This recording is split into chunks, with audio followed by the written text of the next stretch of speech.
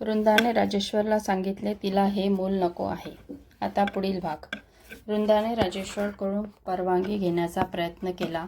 तिला हे मूल नको आहे आणि हीच गोष्ट तिने सासूबाईला सांगायचे राजेश्वरला सांगितले. तेव्हा राजेश्वर वृंदावर खूप चिडतो. वृंदा, मूर्खासारखे बोलू नको. मी कितीदा सांगितले तुला, हे तुझे म्हणणे माझ्यापर्यंत ठीक आहे. आईला यातले काही सांगू नको की तू गर्भपात करण्याचा विचार करत आहे. तिला माहिती झाले तू पुन्हा आई होणार आहे तेव्हापासून ती खूपच खुश आहे आणि तुझेही कौतुक करत होती. म्हणाली, माझ्या सुनेने माझ्या इच्छेचा मान राखला. पण तुम्हाला मी आधीच सांगितले होते. मला आईला स्पष्ट का सांगितले नाही? माझी हिंमत झाली नाही आणि आता तर मलाच हा मुलगा पाहिजे आहे. तू तो विचार डोक्यातून काढून टाक, राजेश्वर म्हणाला. तुम्ही ऐका माझे. आपल्याला गरज नाही आहे तिसऱ्या मुलाची. पण मला आहे. आईच्या इच्छेखातर तरी तयार हो. वृंदा बोलत राहिली, पण राजेश्वर तिचे ऐकायला तयार नव्हता. आणि ही गोष्ट जेव्हा दादासाहेबांना माहिती झाली तेव्हा ते खरंच गोंधळात पडले होते की आता वृंदाची बाजू घेऊ की जोगेश्वरीची. त्यांना दोघींचेही म्हणणे चुकीचे वाटत नाही आहे. नक्की कोणाच्या बाजूने बोलायचे या संभ्रमात दादासाहेब पडले होते. जोगेश्वरीची बाजू घेतली तर वृंदा नाराज होईल.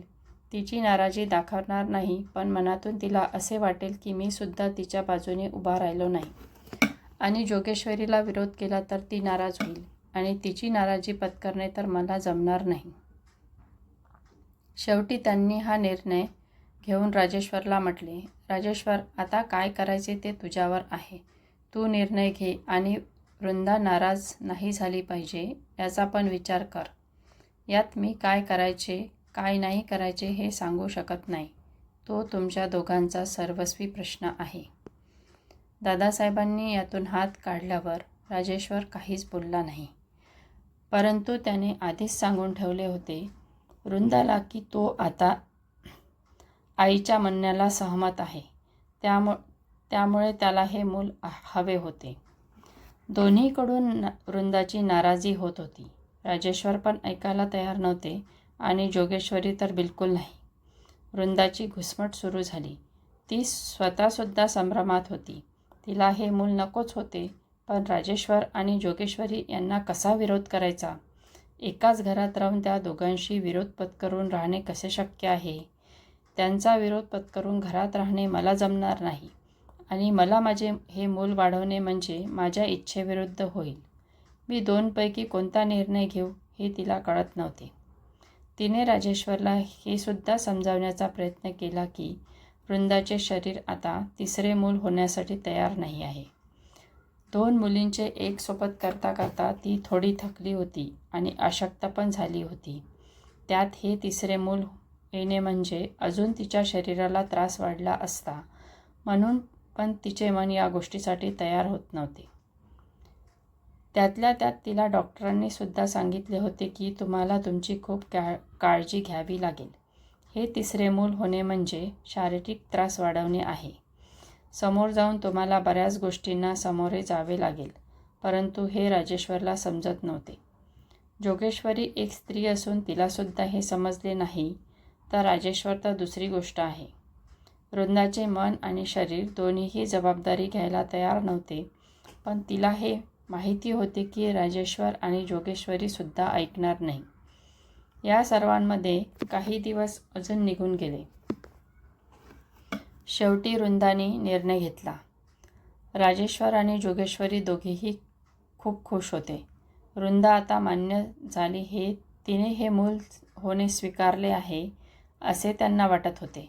त्यामुळे ते दोघेही निश्चिंत झाले. त्या दिवशी वृंदा दुपारपासून जोगेश्वरीला दिसली नाही आणि जोगेश्वरीला वृंदासोबत बोलायचे असल्यामुळे त्या वृंदाला शोधत होत्या. परंतु वृंदा कुठेच घरात दिसली नाही. जेव्हा राजेश्वर घरी आले तेव्हा जोगेश्वरीने राजेश्वरला विचारले, वृंदा कुठे गेली आहे? तर राजेश्वर म्हणाला, मला माहिती नाही, मी कुठे घरी होतो. वृंदा जेव्हा घरी आली तेव्हा राजेश्वरने तिला विचारले, वृंदा, काही काम होते का तुला? कुठे गेली होती? तू मला सांगायचे होते, मी घेऊन गेलो असतो. मी डॉक्टरांकडे गेली होती गर्भपातासाठी विचारायला. काय? तुला कोणी सांगितले एवढे काम करायला? काही केले तर नाही ना तू? नक्की काय झाले? करायलाच गेली होती, पण उशीर झाला होता. डॉक्टर म्हणाले की आता काहीही करू शकत नाही. तुम्हाला जास्त दिवस झालेले आहेत. आता असे काही करणे म्हणजे जीवास धोका आहे, वृंदा नाराजीच्या स्वरात बोलली. आता तिला या बाळाला जन्म दिल्याशिवाय पर्याय नव्हता.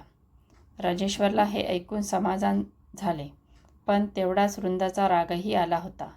वृंदा असे काही करेल हे त्याला स्वप्नातही वाटले नाही. प्रत्येक गोष्टीसाठी वृंदा राजेश्वरला विचारत असते आणि राजेश्वरही वृंदावर तेवढेच प्रेम करतो.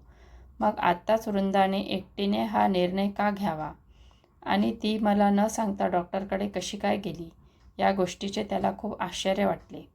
पण तसे काही तिला करता आले नाही याचे समाधानही वाटले. ते रागापोटी वृंदासोबत काहीच बोलले नाही, पण मनातल्या मनात एक त्यांनी निर्णय घेतला होता. मी आता हा मुलगा जन्माला आल्यावरही वृंदाजवळ त्याला ठेवणार नाही. कारण वृंदाने खूप चुकीचा निर्णय घेतला होता. माझा विरोध असल्यावरही तिला एकटीला हा निर्णय घेण्याची गरज नव्हती. तो तिथून रागारागाने जोगेश्वरीकडे गेला. कुठे गेली वृंदा, काही कळले का तुला? जोगेश्वरीने विचारले. हो आई, ती डॉक्टरांकडे गेली होती गर्भपात करायला, पण तसे करू शकली नाही. हे देवाचे आभार मानायला पाहिजे आपण. बापरे, वृंदा असे काही करेल मला बिलकुल वाटले नाही कधीच. आता तर मला तिचा खूप राग येत आहे. ती तुझी बायको आहे म्हणून, नाहीतर मी तिला सोडले नसते. आत्ता घरातून बाहेर काढून दिले असते. आई, राग तर मलाही आला आहे, पण ती माझी पत्नी आहे. आज ना उद्या तिला तिची चूक समजेल. पण आता या क्षणी मी हाच एक निर्णय घेतला आहे की हा मुलगा जन्माला आल्यानंतरही मी तिच्याजवळ त्या मुलाला ठेवणार नाही. हे काय बोलतेस तू राजेश्वर? हा कसला निर्णय आहे? मुलाला वृंदाजवळ नाही ठेवणार म्हणजे कुठे ठेवणार आहेस तू? सरोजला देऊन देणार, तीच वाढवेल माझ्या मुलाला. दादासाहेबांनी राजेश्वरचे बोलणे ऐकले. ते त्या दोघांनाही म्हणाले, राजेश्वर, तू असे काही करू शकत नाही. जरी वृंदाचा निर्णय चुकला असेल, तिने आता तिच्या मनात चाललेल्या विचारांमुळे तो निर्णय घेतला असेल, पण तरी त्या मुलाला तीच जन्म देणार आहे. तीच त्याची आई आहे. तू सरोजकडे त्याला देऊ शकत नाही. हे दोघेही तुम्ही आपल्या डोक्यातून काढून टाका. आणि दादासाहेब तिथून बाहेर निघून गेले. वृंदावरचा राग काढण्यासाठी जोगेश्वरलाही कुठे ना कुठे राजेश्वरचे म्हणणे पटले होते आणि तिने सुद्धा मनात आणले की वृंदावरचा राग काढण्यासाठी मी राजेश्वरला साथ देईल. राजेश्वरने हे सगळे त्यांच्या मनात जे चालले होते त्याची वाच्यता वृंदाजवळ केली नाही आणि बाळ होतपर्यंत करणारही नव्हते. वृंदा नाराज होती. तिला नक्कीच हे स्वीकारायला वेळच लागणार होता. आज तिला प्रकर्षाने जाणवले, पुरुषांच्या संमतीशिवाय स्त्रीच्या मतांचा काही सन्मान नाही. निदान राजेश्वर तिला समजून घेईल असे वाटले होते, पण तिच्या राजेश्वरच्या या वागण्याने ती दुःखी झाली. खूप विचारांती तिने तिच्या मनाला तयार केले आणि डोक्यातून सर्व विचार काढून तब्येतीवर लक्ष द्यायचे ठरवले. जोगेश्वरी आणि राजेश्वरने पण वृंदावर खूप प्रेम दाखवायला सुरुवात केली. दादासाहेबांना जोगेश्वरीच्या मनाचा थांगपत्ता लागला नाही. ते भविष्यातील होणाऱ्या घटनेशी पूर्ण अनभिज्ञ होते आणि वृंदासुद्धा. वृंदाच्या एका चुकीच्या निर्णयाने राजेश्वर दुसरी चुकी करायला चालला होता. क्रमशः